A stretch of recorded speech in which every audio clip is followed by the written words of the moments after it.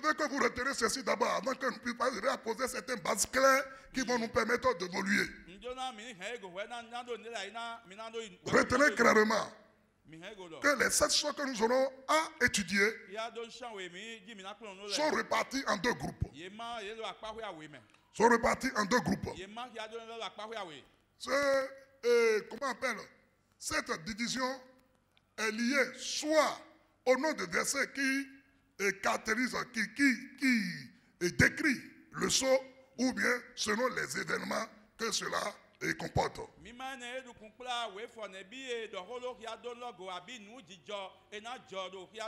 Ainsi, quand vous allez lire à la maison, tout le chapitre, ou bien si vous l'avez déjà lu, Apocalypse chapitre 6, vous devez constater que les 4 premiers sceaux, les 4 premiers sceaux, c'est-à-dire le premier sceau, deuxième sceau, troisième sceau, quatrième sceau, ils ont le même nom de verset. 2 versets, 2 versets, 2 versets, 2 versets, 2 versets. Mais à partir du 5e sceau, ce n'est plus 2 versets. C'est 3, c'est 4. Et quand on arrive encore au 7e sceau, là, autre chose va encore arriver. Avant que le 7e sceau, quand le 7e sceau, comment on l'appelle, soit, lorsque le 7e sceau fut ouvert, ça va faire encore apparaître 7 anges. À qui on va donner encore 7 trompettes. Et ça commence encore. La sonnette des trompettes. Première trompette, deuxième trompette, troisième trompette, quatrième trompette. Jusqu'à ce que, quand on va sonner, avant que la septième trompette puisse sonner, arrivé lorsqu'on a la 6e trompette, ça va amener encore 7 coupes. Qui est des coupes de jugement de Dieu, de la colère de Dieu que Dieu va déverser sur la terre, va déverser sur le monde. Donc, je vous dis tout cela pour que vous compreniez que ce n'est pas en une souris que nous pouvons traiter tous les sceaux. Parce qu'arriver au 7e sceau, ça inaugure les trompettes. Quand vous voulez arriver à la fin des trompettes, ça inaugure encore les coupes. Donc, bien aimé dans le Seigneur, Dieu nous accorde la grâce de pouvoir voir ce que nous pouvons voir parmi les 7 sceaux.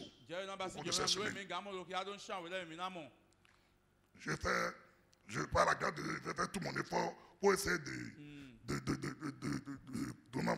trouver des mots simples pour rendre le message très, très compréhensible. Donc, les sceaux, les 7 sceaux-là sont répartis en 2 groupes. Le premier groupe est constitué des 4 premiers sceaux que nous avons intitulés les chevaux et les cavaliers. Pour ceux qui ont déjà lu l'Apocalypse 6 ou bien ceux qui vont le lire, vous allez voir que les 4 premiers sceaux vont apparaître des chevaux. Et ces chevaux-là vont courir. Les chevaux ne courent pas seuls. Il faut un cavalier pour pouvoir les conduire. Donc, c'est pourquoi nous les avons intitulés les chevaux et les cavaliers. À partir du 5e sceau, 5e sceau jusqu'au 6e, ça c'est le second groupe. Donc le second groupe est composé des 3 derniers sceaux qui relèveront les événements qui amèneront le retour de Christ Jésus sur la terre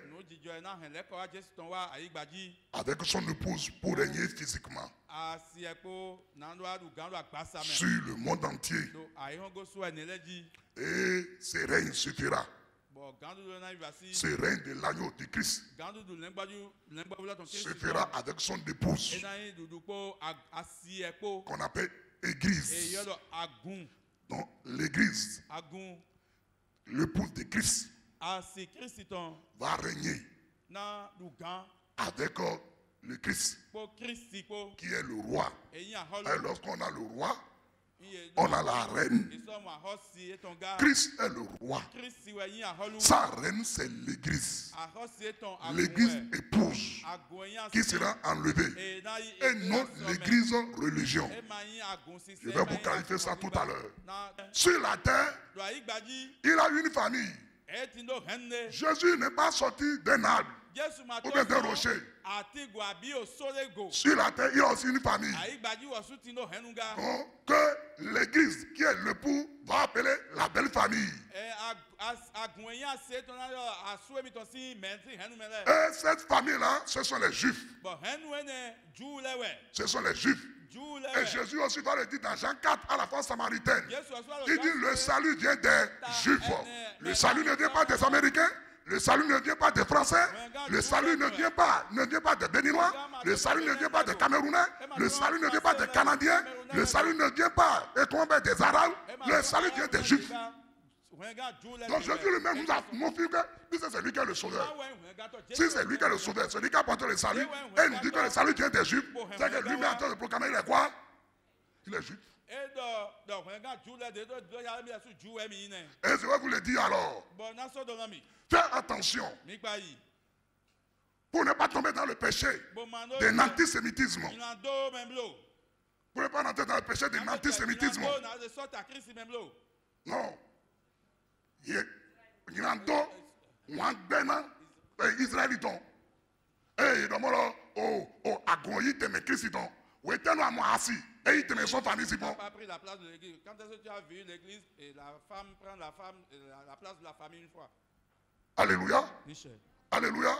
C'est pour ça que vous êtes étonnés. Vous avez vu qu'à chaque soirée, il y a les veilles d'Israël qui nous conduisent dans la paix pour Israël. Mais ceux qui ne connaissent pas, ils vont dire, mais c'est quoi? Ils sont en train de nous ramener encore en arrière. Qu'est-ce que nous avons à foutre avec, qu'est-ce que nous allons à foutre avec Israël? Bien aimé dans le Seigneur, sans Israël, l'église n'existera pas. Sans les Juifs, il n'y a pas d'Israël, il n'y a pas d'église. Parce que l'église vient du salut que Jésus nous a apporté. Et Jésus lui-même, sur la terre, les Juifs. Alléluia. Alléluia. Deuxième chose, c'est pourquoi nous prions pour les Juifs. Dieu a dit à Abraham, ça veut dire que c'est Abraham qui est le père fondateur, qui est la fondation. D'où est sorti les Juifs. D'où est sorti les Juifs. C'est Abraham qui a mis au monde le fils de la promesse, Isaac. Isaac va amener, va faire 2 enfants, Jacob et Esau. Et c'est Jacob qui a mis au monde les 12 enfants qui sont donnés les 12 tribus d'Israël. Or, l'alliance que Dieu a fait avec Abraham, il lui a dit, en toi seront bénies toutes les familles de la terre. Toutes les nations de la terre seront bénies en toi. Donc c'est Abraham que toutes les nations du monde sont bénies. Et bien aimé dans le Seigneur, écoutez-le bien. Dieu dit à Abraham là, celui qui te bénira sera béni. Celui qui te maudira sera maudit. C'est la même parole. Dieu va répéter à Isaac. Et il va répéter encore à Jacob. Et il va l'ériger en loi pour Israël. Donc si vous maudissez Israël, vous vous maudissez vous-même sans le savoir. Si vous les bénissez, vous vous bénissez vous-même sans le savoir. Mais l'église a été voilée par rapport à cela. Et bien aimé dans le Seigneur, c'est pourquoi je rends grâce à Dieu. Quand nous allons venir dimanche, vous allez comprendre que nous ne pouvons pas faire la fête des tabernacles en dehors des Juifs. C'est pour ça que quand vous écoutez l'hymne, que Dieu nous a donné la grâce à, comment on appelle, au père d'Israël, de composer depuis des années. On va voir dans le refrain, il dit que Israël et l'Église, nous serons ensemble pour le roi des rois. C'est normal. Le pour qui est Jésus-Christ aura sa femme à côté, son époux, et sa belle famille, et sa famille aussi à côté. Depuis quand vous avez fait mariage et sans qu'il n'y a pas l'élément de votre famille, c'est que vous êtes à Yobi. maya yoviwa be wetel mi le mi ula lobo henu me mi to le ma lo apala mi. Ok, vous êtes à Yobi. Alléluia. Bon, quand les gens nous suivent à l'international, c'est que vous êtes des enfants bâtards. Parce que je me rappelle, un jour, j'ai parlé avec les Canadiens. Et il y a un Canadien qui a commencé par, qui a voulu m'échapper. Et je l'ai regardé, ma mère, je l'ai regardé, j'ai dit, bon, à 10 popo. À 10 popo. Et maintenant, elle veut répondre, elle dit, et prophète, qu'est-ce que ça signifie? 10 popo, 10 popo. Ça veut dire 10 popo.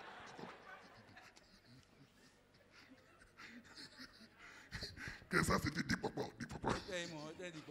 C'est pour ça que moi, je dis, quand j'ai dit à Yobi, là, je peux leur dire que c'est bâtard qui signifie comme ça dans notre langue. Alléluia. Alléluia. Donc, bien aimé dans le Seigneur, sachez-le, l'église épouse de Christ ne sera pas sur la terre lorsque on va commencer par ouvrir les seaux. Vous devez noter encore ça. C'est très important parce que si vous ne connaissez pas ces bases-là, vous aurez du mal à comprendre. Pourquoi? Pourquoi nous disons cela? Écoutez. Le livre d'Apocalypse est très simple à comprendre. Si vous connaissez l'ossature de ces livres, c'est-à-dire si vous connaissez les diverses parties ou bien les divers compartiments que composent ces livres. Et bien aimé dans le Seigneur, pour ceux qui étaient avec moi ici, ça fait déjà plus de 15 ans, 17 ans, ils savent déjà.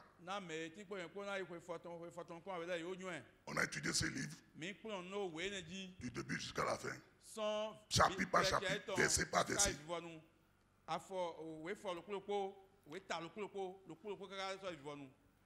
Et c'est ma mère qui a demandé aux enfants, gardez ça là d'abord. Parce qu'on n'a pas encore, on était arrivé au chapitre 20. Le chapitre 21, 22 que j'ai laissé, qu'on n'a pas encore traité. Quand je vais traiter cela maintenant, nous allons commencer à faire sortir les tomes de ces livres-là pour que les gens puissent avoir cela. Alléluia. Mais quand je constate que l'église encore est renouvelée, ça va m'obliger encore à l'étude de ces livres-là, pas à pas encore. Si Dieu me donne la grâce de le faire. Sinon, vous allez lire ça dans les livres.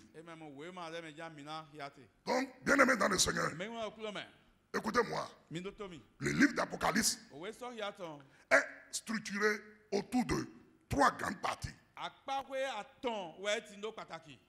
Est structuré autour de 3 grandes parties. Et ce n'est pas une subdivision fantastique.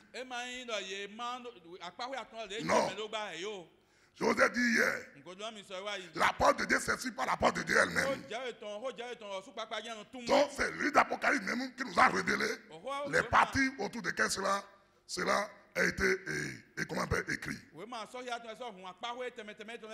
Allons ensemble dans Apocalypse 1. Le verset 19. Regardez les 3 parties autour desquelles Apocalypse a été écrit. Apocalypse 1, verset 19. On dit à Jean, écris donc les choses que tu as vues, celles qui sont et celles qui doivent arriver après elles. Selon ce verset-là, on a dit à Jean d'écrire les choses qu'on va lui montrer. Et quelles sont les choses qu'il doit écrire? Première partie, les choses qu'il a vues. Donc les choses écrites, les choses que tu as vues. Tu as vu. Pour ceux qui sont partis à l'école, c'est passé composé. Tu as vu. Donc ça veut dire que c'est les choses concernant le passé. C'est ça le livre d'Apocalypse. Le livre d'Apocalypse parle des choses qui sont passées. Donc on a révélé à Jean. Donc ce qu'on a dit, écrit les choses que tu as vues, les choses qui sont passées. Deuxièmement, on dit celles qui sont. Donc les choses qui se déroulent présentement sur la terre, que l'on va te montrer également. Écris ça là aussi. Donc ça veut dire les choses présentes, ça veut dire le présent. Et maintenant on dit, et celles qui doivent arriver après elles. Ça veut dire que les choses à venir. C'est pas encore produit, mais ça va s'arriver. Ça va arriver. Ça, on appelle ce qu'on appelle en français le futur. Donc, le livre d'Apocalypse seul est le seul livre qui nous renseigne sur le passé, sur le présent que nous vivons et sur le futur. Quand nous ne sommes pas sur la terre, le futur qui va se dérouler, c'est pour ça que j'ai l'habitude de dire aux politiciens et de dire à n'importe qui, Dieu connaît déjà la fin du monde. Et il a déjà écrit dans ça, tout ce qui va se passer, il a déjà écrit. Mais c'est parce que le diable ne veut pas que les gens puissent connaître la vérité, que les gens n'osent pas lire le livre d'Apocalypse. Même les chrétiens. Mais les chrétiens qui sont dans l'église époux de Christ, eux, ils ont la révélation de ça. Mais ceux qui sont dans l'église religion, qui sont dans l'église religion, eux, ils vont s'attacher seulement à la forme, au credo, au dogme, à la doctrine de leur dénomination. Ce n'est pas la parole, ce n'est pas le Saint-Esprit, ce n'est pas ça qui va les intéresser. Les doctrines, les credo, les dogmes, c'est ça qu'ils connaissent. Malheureusement, les qui ne viennent pas chercher une religion, ils ne viennent pas chercher un dogme. Non, ils viennent chercher ceux qui ont cru en lui. Et qui ont donné leur vie, qui ont accepté Jésus dans leur vie comme Seigneur Sauveur personnel. 2. Et 3. Qui se sont attachés à ce Christ-là pour vivre selon sa parole en développant une communion avec le Saint-Esprit. Ceux-là, ils s'en foutent des dénominations. Ils s'en foutent de la religion. C'est ce qui concerne Christ, sa parole, le Saint-Esprit. C'est ça qui fait leur joie. Bien-aimés dans le Seigneur, quand cela veut vous parler, il va vous parler selon la parole de Dieu. Ils ne vous parleront pas de ce que le monde dit, ni de ce que eux-mêmes ils pensent. Parce que l'époux de Christ, qui est l'église, qui sera enlevé là, la Bible dit, il ne vit plus pour lui-même. Et c'est ça que l'apôtre Paul va nous enseigner. Dans Galates 2, verset 20. Si je vis, ce n'est plus moi qui vis, c'est Christ qui vit en moi. Alléluia. Bien-aimé dans le Seigneur. Donc vous comprenez, quand vous prenez le livre d'Apocalypse, la première partie se résume simplement au chapitre 1. C'est le chapitre 1 qui parle simplement des choses que tu as vues. Et dans ce chapitre 1, les 3 premiers versets vont introduire le livre d'Apocalypse, ce qu'on appelle en français le prologue. Donc, mais à partir du verset 4, jusqu'à la fin du chapitre 1, c'est la révélation de Christ à Jean qui sera relatée. Bon, ça c'est un exemple que je vous donne. Mais le chapitre 2, du chapitre 2 au chapitre 3, ça vous parle de la seconde partie. Les choses qui sont. Les choses qui sont. Mais à partir du chapitre 4, Apocalypse chapitre 4, jusqu'au dernier livre d'Apocalypse qu'on appelle chapitre 22, ça c'est les choses à venir. Alléluia. Amen. Je veux que vous gardiez cela.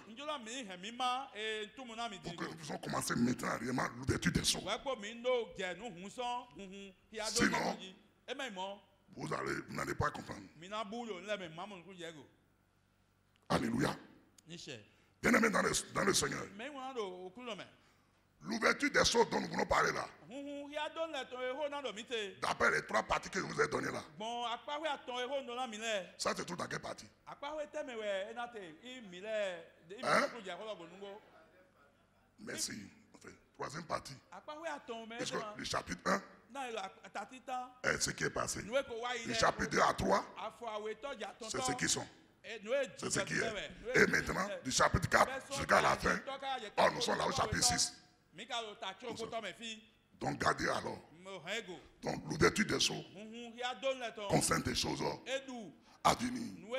Autant de gens, comment on appelle, c'est pas encore ouvert. Les sceaux ne sont pas encore ouverts. Alléluia. Alléluia. Bien-aimés dans le Seigneur. Donc, si vous connaissez ça là, vous ne pouvez pas dire que l'ouverture des sceaux a déjà eu lieu pendant que l'église est sur la terre. Impossible. Preuve. Jean lui-même, qui est né des piliers de l'église époux de Christ, bien-aimé dans le Seigneur, lui-même, avant d'assister à l'ouverture des sceaux, regardez là où il était. S'il était encore sur l'île de Patmos, ou bien là où il était quand lui a monté cela. Apocalypse 4, verset 1. Apocalypse 4, verset 1. Il est écrit. Après cela, je regardais, et voici, une porte était ouverte dans le ciel. La première voix que j'avais entendue, pendant qu'elle était sur l'île de Patmos, comme le son d'une trompette, et qui me parlait, cette voix dit maintenant, à Jean, monte ici, où? Au ciel. Monte ici, et je te ferai voir ce qui doit arriver dans la suite.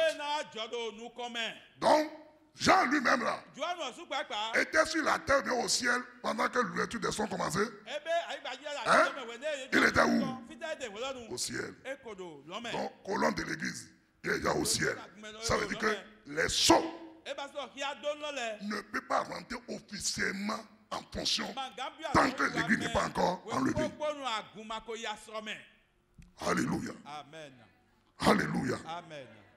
Bien-aimés dans le Seigneur, voyons maintenant les sceaux là. Quel est leur contenu? Je vous ai dit ça hier, que le livre dans lequel on a écrit dedans et dehors, j'en ai pas la première personne à qui on a révélé ce rouleau. Alléluia. On a vu ça hier. On a monté ça à qui? Au prophète Ézéchiel, dans une vision. Et Ézéchiel a eu une grâce que Jean lui, il n'a pas eu tout dessus, mais après quand on a commencé par ouvrir les seaux, il a vu. Parce que quand le livre était scellé, Jean ne savait pas ce qui est dedans. Mais contrairement à Ézéchiel, lorsque Dieu lui a montré le rouleau n'avait pas de sceau. Donc il peut lire ce qui est à ce qui est à l'extérieur et regarder ce qu'il a dit. Ézéchiel 2. Alléluia. Alléluia. Amen. Ézéchiel 2. Verset 9 à 10. Ézéchiel 2, verset 9 à 10. Il dit ceci.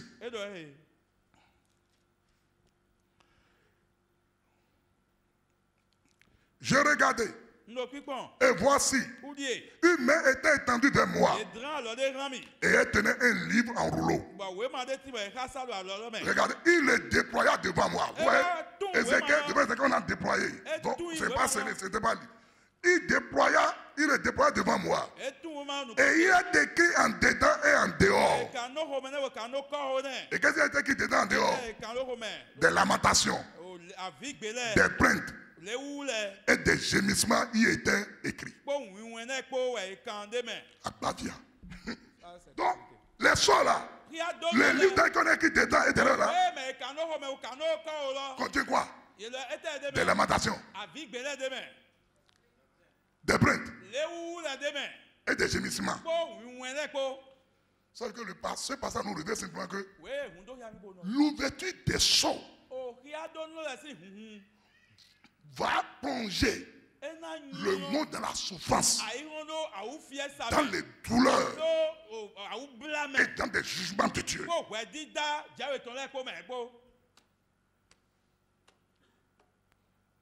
Actuellement, le monde fait ce qu'il veut. Les gens se naquent de Dieu. Que ce soit ceux qui gouvernent, que ce soit ceux qui sont gouvernés, les gens se moquent de Christ. Et c'est pour ça qu'on ne respecte même pas les hommes de Dieu. Les chefs d'État, les présidents du monde, les présidents des nations, ils ne trouvent pas un homme de Dieu comme quelqu'un de valeur. Ceux qui ont l'argent s'en foutent de l'église, s'en foutent de Christ. Ils croient qu'ils sont déjà, ils croient que à cause de l'argent qu'ils ont, ils disent que l'argent peut tout acheter. Mais écoutez-moi, l'argent n'achète pas le salut. L'argent peut te permettre de construire de belles maisons. Mais l'argent ne peut pas empêcher la mort de venir te chercher. L'argent peut te permettre d'avoir un lit de millions de francs. Mais l'argent ne te donne pas le sommeil. L'argent peut te permettre d'envoyer tes enfants dans des écoles les plus spécialisées au monde. Mais ce n'est pas l'argent qui donne l'intelligence et la sagesse. L'argent peut te permettre d'avoir la plus belle femme du monde. Mais ce n'est pas l'argent là qui va amener la femme à se soumettre à toi. L'argent, ça peut vous amener au pouvoir, mais ça ne va pas vous assujettir le peuple. Mais Dieu, le Christ, lui, il fait tout cela. Alléluia. Amen. Alléluia. Amen. Alléluia. Amen. Dieu, quand il regarde le monde, et c'est que les gouverne, depuis le temps passé, le temps présent et le temps à venir, quand Dieu voit tout cela, Dieu rit. Il se moque d'eux. On n'a pas de temps. Sinon je vais vous montrer ça dans le livre de Somme. On dit, Dieu se moque d'eux. Parce qu'il voit, ce sont des malheureux. Mais c'est eux qui font les plus puissants sur la terre. Parce qu'ils ne savent pas que la vie que nous avons là, sur cette terre, est limitée. Et que la mort n'est pas la fin d'un être humain. Vous qui m'écoutez là, la mort n'est pas la fin de l'homme. Donc ne pensez pas que tout ce que vous allez faire sur la terre, vous allez mourir et ça va passer comme ça. Mon ami, Dieu vous attend au carrefour. L'un des 4 êtres vivants qui était là a parlé à Jean avec une voix de tonnerre. Il dit, Jean, viens. Viens. Viens voir ce que le sceau là va montrer, va apparaître. Viens voir. Et Jean va regarder, verset 2 maintenant. Cheval va regarder. Jean, il dit, je regardais. Et voici, parut un cheval blanc. Donc, l'ouverture du premier sceau va faire apparaître un cheval blanc. Donc, l'apparition du cheval blanc. Mais le cheval ne sera pas seul. Le cheval sera chevauché par quelqu'un, pas un cavalier. On dit celui qui le montait, celui qui montait sur ce cheval blanc là, avait un arc. Non, nous aidons des gars, gardez-nous. Arc, on a dit. Une couronne lui fut donnée. Et il partit en vainqueur et pour vaincre. Si vous descendez au verset 3, on dit, quand il ouvre le second ton, on est d'abord pour le premier. Pas d'abord le premier. Vous voyez, c'est quoi vous dire, c'est deux versets. Regardez maintenant. Dès que le premier sceau fut ouvert, Jean a vu un cheval blanc et un cavalier qui chevauche le cheval. Bien aimé dans le Seigneur, comme c'est une vision, donc ces choses-là ont une explication. Bien aimé dans le Seigneur, sachez-le d'abord, le cheval symbolise la force ou bien la puissance agressive. Le cheval, c'est pourquoi c'est ça qui est utilisé pour la guerre. Personne n'utilise jamais le mouton ou bien l'âne pour aller faire la guerre. Autrefois, c'est le cheval, donc c'est pour la bataille. Le cheval symbolise la force agressive. La puissance agressive. Bien aimé dans le Seigneur. Mais ce cheval-là a une couleur blanche. Le blanc symbolise d'habitude la lumière, la justice, la pureté. Donc bien aimé dans le Seigneur, lorsque on regarde ce blanc à ce cheval et à sa couleur, cela laisse à croire que le cavalier qui est sur ce cheval-là ne peut être que le Christ. Puisque le blanc symbolise la pureté, la lumière, la justice. Donc, on ne peut que penser à ce cavalier-là ne peut qu'être Christ. C'est avec lui qu'on retrouve la justice.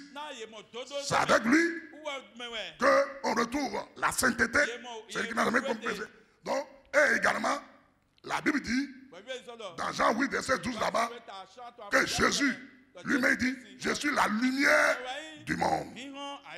Et quiconque marche avec moi ne sera jamais dans les ténèbres. Donc, quand on regarde ça là, on va dire que c'est Christ lui-même. Surtout que il est Dieu incarné. Or, Dieu s'est révélé à Israël, en parlant à Jérémie, en tant que l'Éternel de justice. Notre Dieu est le Dieu de justice. Bien aimé dans le Seigneur. Donc, ce cheval-là fait penser au cheval que Christ va chevaucher. Mais quand on analyse de près, certains éléments qui décrivent, ou bien certains éléments que possède le cavalier, c'est quels éléments qu'il possède, on constate que ce n'est pas Christ. On va voir, vous allez voir que c'est un faux Christ.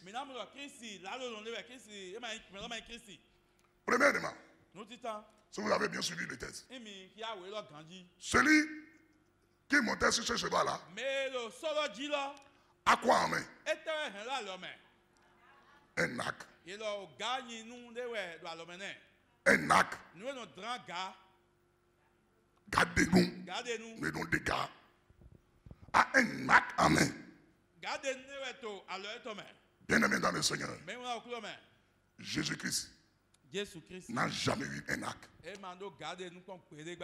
Jésus-Christ, quand lui va monter sur le cheval blanc, c'est l'épée qu'il aura. Pas un arc. Si vous n'êtes pas d'accord, annonce voir le cheval blanc de Jésus dans Apocalypse 19 rapidement. C'est le temps qui me fait tellement de fois. Apocalypse 19. Versets 11 à 16. Quand il même va venir, il va venir avec un cheval blanc. Regardez. Puis je dis, le ciel ouvert. Et voici paru un cheval blanc. Celui qui le montait s'appelle fidèle et véritable.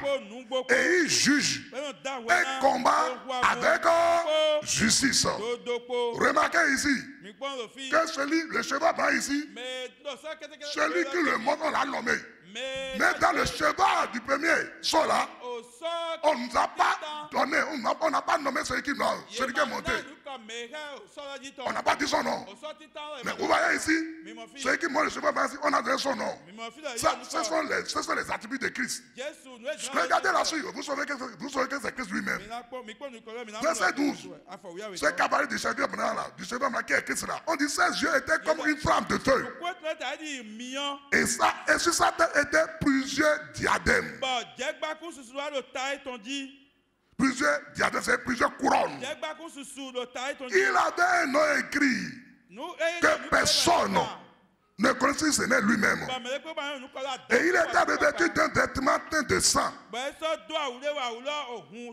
Son nom est la parole de Dieu. Alléluia. Arrêtons-nous là simplement. Parce que ce n'est pas de ça que je parle. C'est pour vous montrer. Ah, bon, quand tu peux voir, parce que j'ai parlé de l'épée tout à l'heure. Les armées qui sont dans le ciel suivaient ce cavalier. Oh, l'autre cavalier là, il est seul. On dit les armées qui sont dans le ciel, le suivi sur les chevaux blancs, revêtus aussi de feux nains, blancs, purs, de sa bouche. C'est de la bouche du cavalier de ce cheval blanc là. Sortait quoi? Une épée aiguë pour frapper les nations. Dans Ephésiens 6 là-bas, on va montrer que l'épée, c'est la parole de Dieu, qui est l'épée de l'esprit. Bien aimé dans le Seigneur. Donc le cheval blanc que Jésus va monter, bien aimé dans le Seigneur, Jésus ne va pas monter avec un arc. Mais c'est la parole de Dieu qui sera avec lui. C'est l'épée. Mais l'arc que l'autre a là, à quoi sert un arc? C'est pour tirer les flèches. Et vous savez, le quartier danger de l'arc est que celui qui tire l'arc là peut ne pas se faire voir. Il peut rester en cachette. Je prie dans le nom de Jésus-Christ que tout agent du diable dans ta famille, dans ton service, dans ton quartier, qui reste en cachette pour tirer les flèches maléfiques contre toi, les flèches de maladie contre toi, les flèches de pauvreté, que le fait de Dieu construit tout cela au nom puissant de Jésus-Christ. Et si tu as déjà reçu une flèche de l'ennemi, que le Saint-Esprit l'arrache de ton corps maintenant au nom puissant de Jésus. Que le sang précieux de Jésus-Christ annule le fait de cette flèche-là en toi au nom de Jésus-Christ. Toute flèche empoisonnée de l'ennemi qui était nassée contre toi en improvise pour te limiter spirituellement, physiquement, financièrement, pour t'empêcher de te marier, pour t'empêcher d'évoluer, pour t'empêcher de voyager, pour t'empêcher de décrocher un bon emploi, pour t'empêcher d'adorer le Seigneur comme il faut. Par l'œuvre accomplie par le Christ Jésus, que le sang de Christ entre maintenant en toi, élimine maintenant tous ces poisons, et que le feu de Dieu construise cela maintenant dans le nom puissant de Jésus. Bien aimé dans le Seigneur, l'acte est utilisé par les méchants. Et si tu n'es pas d'accord avec moi et tu penses que c'est du commentaire, moi je te dis que je ne suis pas comme les autres. Je ne te dirai rien si la parole de Dieu ne l'approuve pas. Tu vas voir, l'acte est utilisé par les méchants. Somme 11 verset 2. Somme 11 verset 2. Somme 11 verset 2. Vous allez voir si j'ai raison ou pas. Somme verset 2. Il dit car voici les méchants bandent l'arc.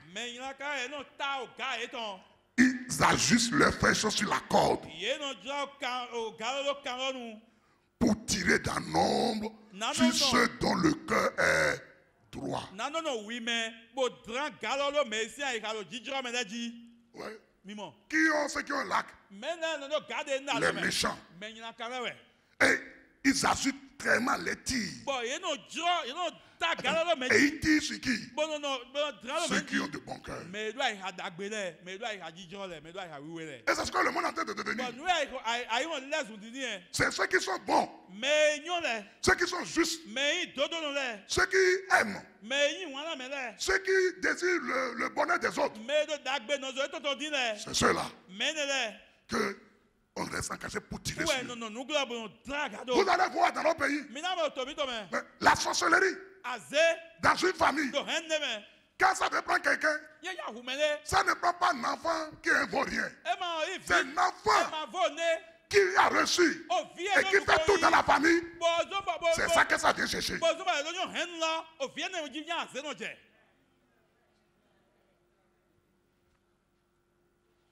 C'est pour ça que je te parle.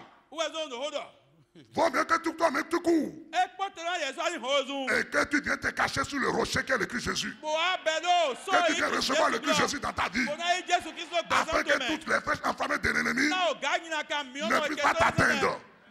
Parce que nous qui sommes en Christ Jésus, ces flèches-là ne peuvent pas nous atteindre. 1000 tomberont à nos côtés et 10 000 à notre droite. Nous ne serons pas atteints. Alléluia. Alléluia. Mais toi qui fais le pédant, toi qui fais les riches, dans la famille, et qui nague Christ, qui nague Dieu, c'est dans la famille là qu'il a ses gardes de Dieu.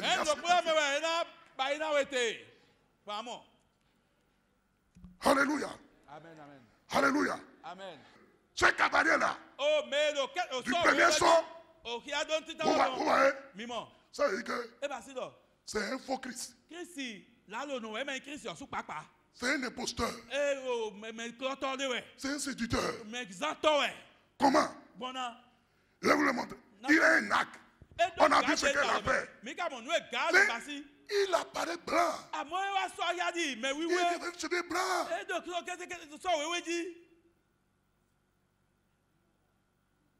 Ça dit que il vient comme un sauveur. Quelqu'un qui va exercer la justice. Mais en réalité, c'est pour tuer les gens.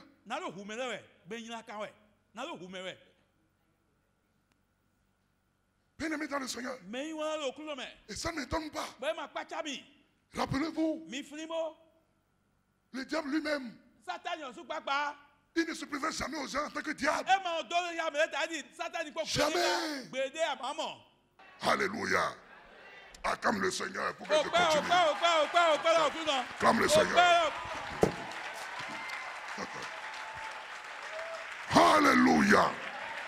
Alléluia. Amen. Bien-aimé dans le Seigneur. Le cavalier du cheval blanc d'Apocalypse 6, c'est un séducteur, c'est un trompeur. Il vient en apparence comme un sauveur, comme un Christ. Or, il ne l'est pas.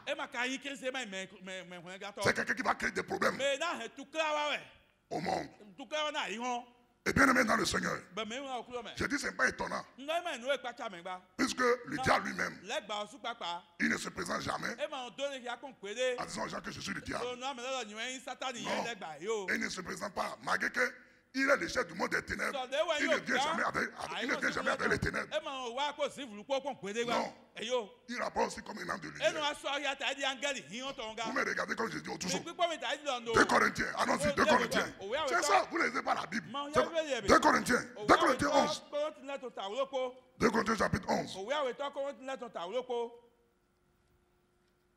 Ici, là, nous ne sommes pas en train de prêcher un sermon, ni ni homélie. On ne fait pas homélie ici. C'est un enseignement. C'est la révélation de la parole ici. 2 Corinthiens 11. Nous allons lire versets 13 à 15. Regardez comment Dieu lui-même nous décrit le diable. 2 Corinthiens 11, verset 13 à 15. Ces hommes-là sont de faux apôtres. Vous parlez seulement de faux prophètes, vous voyez, il y a des faux apôtres aussi. Ce sont des ouvriers trompeurs, déguisés en apôtres de Christ. Ce n'est pas terminé. Et cela n'est pas étonnant. Puisque Satan lui-même se déguise en nom de lumière. Se déguise en nom de lumière. Donc il vient en blanc. Lumière, il vient en blanc. Alors il n'y a rien de pureté en lui. Et il continue. Verset 15. Il dit que le diable lui-même se déguise en nom de lumière. Il n'est pas donc étrange que ces ministres, ces ouvriers, ceux qui travaillent pour lui, aussi se déguisent en quoi? En ministre de justice. Vous voyez, le blanc. Le blanc du cheval là. Justice. Dans les alliances, mais apparaît comme des ministres de justice. Oh, il n'y a que ça parce que le soleil de la justice, l'éternel de justice, c'est le Christ Jésus. Donc, vous voyez, ce cavalier-là va venir avec l'apparence de Christ. Oh, il n'est pas Christ. Ce qui me réjouit, on dit, leur fin sera selon leurs œuvres. Il va tromper les gens. Ce n'est pas indéfiniment. Ce sera pour une période bien donnée. Après cela, eux-mêmes seront éliminés. Et celui qui est le Dieu de la justice va régner sur son monde, va régner sur sa terre. Alléluia. Alléluia. Donc le cavalier, le premier cavalier de l'Apocalypse, c'est cela. Dès qu'on a ouvert le premier sceau, c'est un faux Christ, un séducteur, un ministre du diable. Et bien aimé dans le Seigneur, quand il apparaîtra, le monde va le prendre comme sauveur, comme Christ, comme quelqu'un qui va exercer la justice. Or, c'est l'opposé de Christ. C'est ça que la Bible appelle l'antéchrist. En réalité, le premier cavalier de l'Apôtre chapitre 6, c'est l'antéchrist. C'est pas le prince de paix. Et c'est pour ça qu'on va l'appeler l'antéchrist aussi. Donc avant que le prince de la paix puisse venir, pour donner la paix que le monde entier cherche là, avant que lui puisse venir, quelqu'un va le dévancer. En paix, avant. Il va venir. Et il va faire semblant comme quelqu'un qui veut amener la paix à la terre. Et bien aimé dans le Seigneur, écoutez-moi. Cet homme-là, ce séducteur-là, l'antéchrist qui est l'antéchrist là, entrera officiellement dans le travail après l'enlèvement de l'église. Tant que l'église est sur la terre, l'antéchrist ne peut pas opérer officiellement. Son esprit peut opérer. Comme le voyons dans ce temps-là, dans ce temps-ci. La séduction est sur la terre maintenant.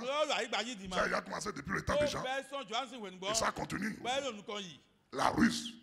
C'est ça qu'on appelle la séduction. La tromperie. Le modèle rempli de ça maintenant. Bien-aimé dans le Seigneur. Mais on coule mais. Donc, l'antéchrist officiellement ne peut pas fonctionner Mais non ouais, je crois que ça m'a tant que l'église est sur ouais, la terre. pourquoi nous agun? Mais cet esprit-là Amo gbigbo etan. de séduction, Gbigbo kloto de lo. tromperie, Gbigbo de ruse, Gbigbo nous alo wi meton. opère déjà dans le monde. E ko azon wa lo ayi me dima. Pour que lui-même puisse s'afficher maintenant, Na wa so noa de taton divie. il faut que l'église soit d'abord enlevée. E je aguni ya so me we. Parce que Na. tant que le Saint-Esprit est sur la We terre, popo le gbo we ayi gbaji. le Saint-Esprit va dévoiler ses ruses, Gbigbo we na hun do ya le hun va ni dévoiler sa séduction. Na hun do ya le. C'est pour ça, ceux qui sont accompagnés avec le Saint-Esprit, ceux qui sont les enfants de Dieu, ceux qui sont éclairés sur les événements qui se passent actuellement dans le monde. Mais ceux qui n'ont pas Christ, ils racontent n'importe quoi. Ils disent n'importe quoi. Et peuvent, vous savez pas, les choses qui arrivent dans le monde, on ne peut pas attaquer les hommes de Dieu. On ne peut pas attaquer les pasteurs, les prophètes, les ceci. Parce que le diable les a degrés pour qu'ils n'aient jamais le discernement de comprendre l'esprit qui est à l'œuvre. Bien-aimé dans le Seigneur, l'antéchrist rentrera officiellement en travail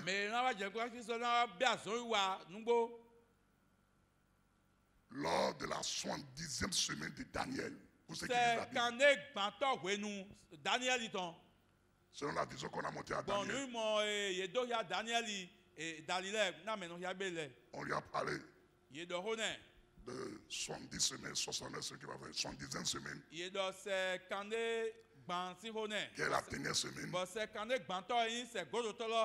et sera une période de 7 ans. Donc, qui sera divisé en deux parties. 3 ans et demi, 3 ans et demi. Dès la première moitié du troisième, comment on appelle, de cette première moitié, de la période qu'on appelle la semaine de Daniel, qui est 17 ans, c'est l'antéchrist qui va commencer. L'antéchrist. C'est lui qui va régner sur le monde entier. Et l'antéchrist dont on parle là, c'est ça que Apocalypse 13 appelle la bête. La bête. Comme on disait Apocalypse chapitre 13, on va vous parler de deux bêtes. Il y a une première bête qui est sortie de la mer et qui a 10 cornes, 7 têtes. Et vous allez voir la seconde bête qui n'a que 2 cornes. Les deux ne sont pas la même. Le premier, qui est la bête, a 10 cornes, a 7 têtes. La Bible dit, il va porter des couronnes. Donc il sera couronné. Mais ça veut dire qu'il sera intronisé. Il sera élevé. Et vous avez dit l'autre fois que la corne symbolise le pouvoir. Le roi. Donc, il y aura le pouvoir. C'est-à-dire que les rois de la terre vont se réunir. Les présidents du monde là, vont se réunir. Et vont élever un homme à la tête du monde. C'est ça qu'on appelle le chef du gouvernement mondial. Nos parents qui ne sont pas partis à l'école ne connaissent pas ça. Ça fait déjà des années qu'on nous chante à la radio, à la télévision, n'importe où. La globalisation et la mondialisation.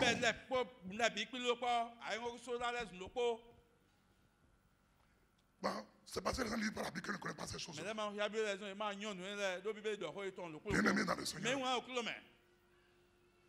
L'antéchrist, il rentrera en fonction dès qu'il y aura un enlèvement. Parce que dès qu'il y aura un enlèvement, il y aura un grand désordre qui va s'installer sur la terre. Et aucune nation n'aura pas la solution. C'est-à-dire, l'enlèvement va produire tellement de désastres que le monde entier sera dans le tollé. Parce que l'enlèvement ne va pas prévenir.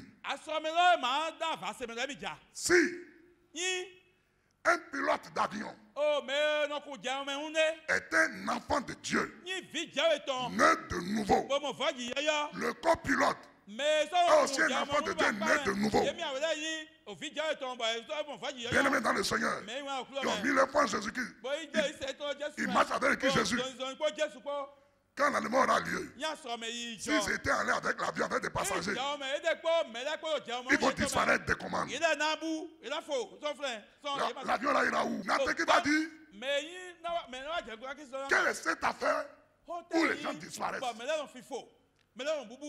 on va constater la plupart des gens qui ont disparu sont dans les églises, on dit Alléluia. C'est nous quoi.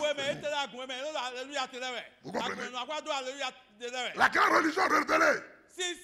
Beaucoup ne partiront pas, puisqu'ils n'ont pas la révélation de ces paroles. Et maintenant, il va dire les églises qui souffrent dans les fonds, c'est fini. C'est là que les gens s'en vont et maintenant ils disparaissent. Donc on ne verra plus cela. Si quelqu'un veut adorer Dieu maintenant, tout le monde dans la grande Babylone. C'est qu'il y a l'esprit de Dieu pour comprendre simplement. Alléluia. La grande Babylone. L'église. La grande église de tous les temps, reconnue officiellement par ces politiciens-là, ils vont le lever. Et c'est son chef qui sera la seconde bête. Dans Apocalypse 13 a parlé. Mon ami, arrêtons-nous là. La suite demain. Puissance de la parole de Dieu à Duncan. Pour avoir ce message, contactez Impact